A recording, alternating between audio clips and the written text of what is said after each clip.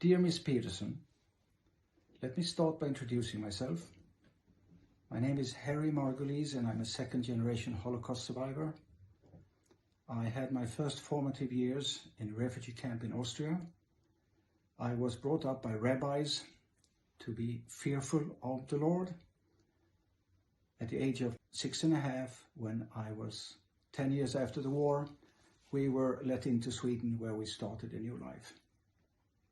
The reason I am posting this is that I have listened with great interest to your interview on the video. First of all, let me totally say that I am so sad to hear about the struggles you and your family have had with health. Nobody should have to go through that. I'm glad to hear that you all are better.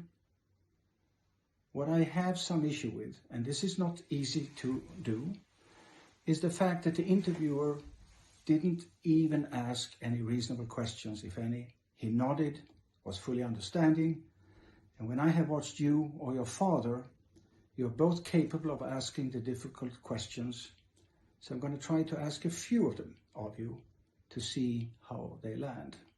I do this in the understanding that you're fully competent, that you're fully capable, and you have inherited your father's sense of logic and ability to express yourself.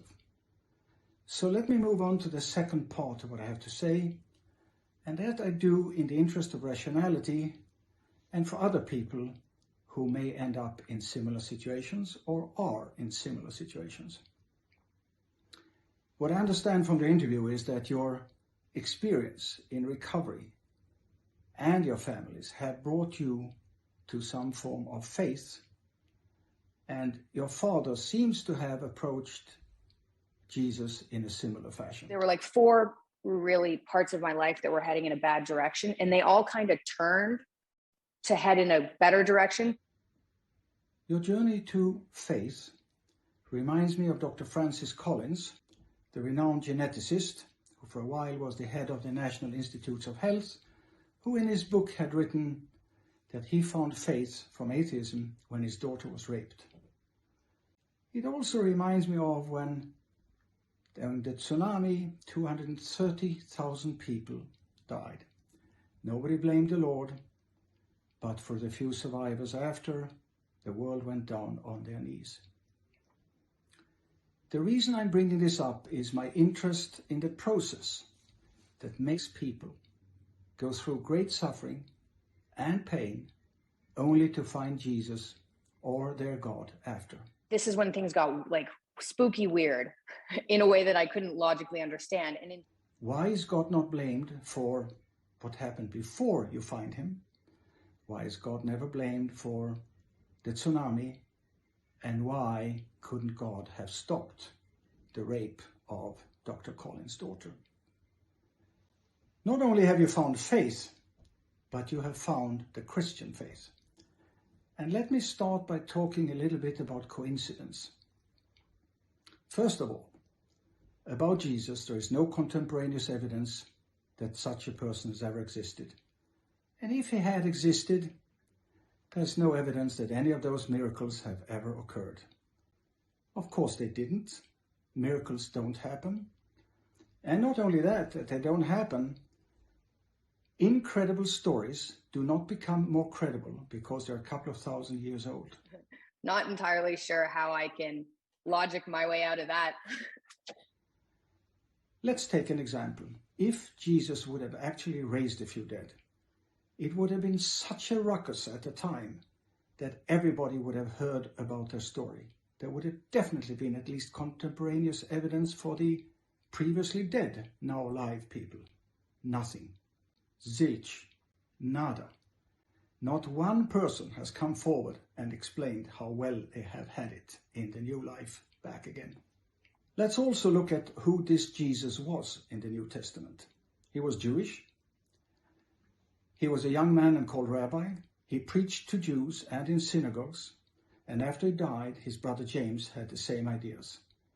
Preaching to pagans was a thing that came about because Paul on the road to Damascus had or didn't have a fit, who knows, but he started making the seeds of a new Christianity non-Jewish.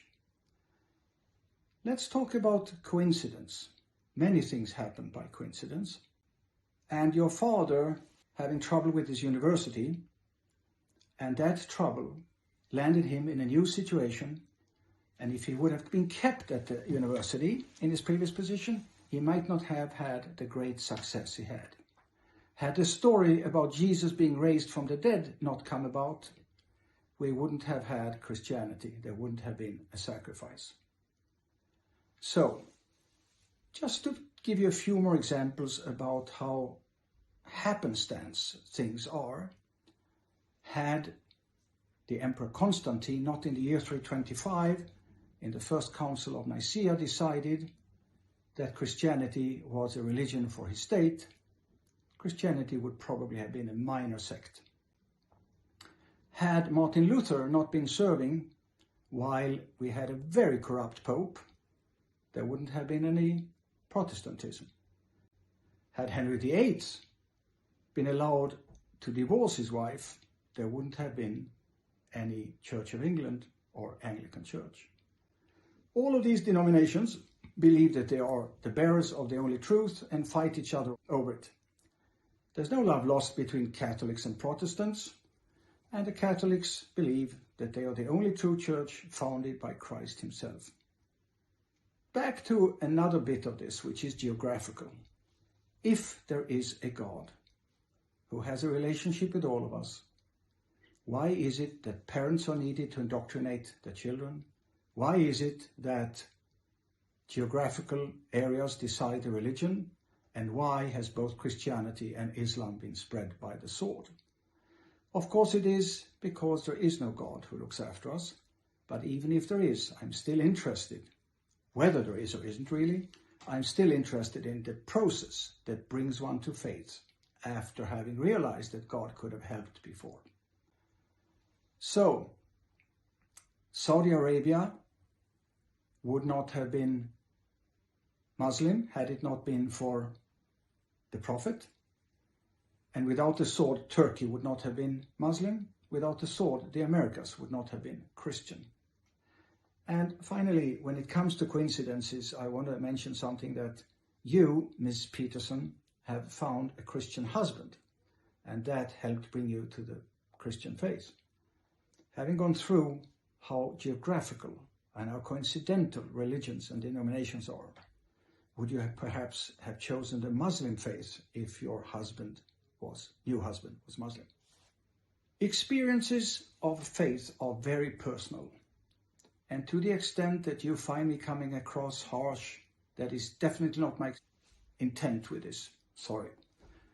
I am counting on both you and your father being able to, you from your experience and your father perhaps from his profession and his training as a clinical psychologist, to answer that big question. I would be happy to discuss this with you and perhaps engage in a more back and forth than you had with your interviewer.